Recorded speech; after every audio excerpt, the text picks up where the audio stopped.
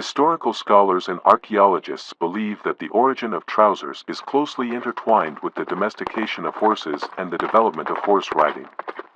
Trousers provided comfort to riders and prevented continuous friction between their legs and the horse's body during movement. The domestication and riding of horses primarily began in Central Asia and gradually spread to neighboring regions such as Persia, the Caucasus, and ancient China. As a result, trousers became prevalent in Eastern civilizations long before they reached Western civilizations. Due to intense hostility between the Romans, Greeks, and Persians, the Romans and Greeks viewed the trousers worn by Persians in a negative light, mocking them as garments that lacked masculinity. They considered them as clothing worn by brutal and barbaric civilizations, including the Persians and other Eastern cultures. The Greeks even referred to the wide trousers worn by Persians and other Eastern peoples as thulakoi, meaning sacks. Consequently, the Greeks and Romans initially resisted wearing trousers.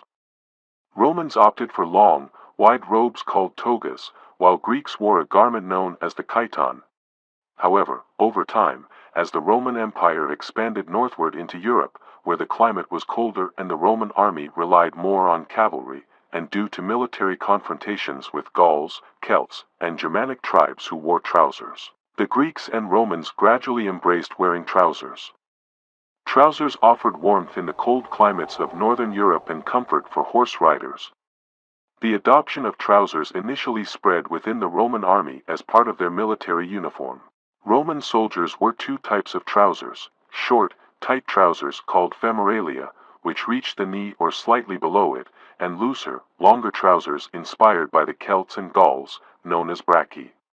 During the Middle Ages, following the division of the Roman Empire, the practice of wearing trousers underneath long robes continued in the Eastern Roman Empire.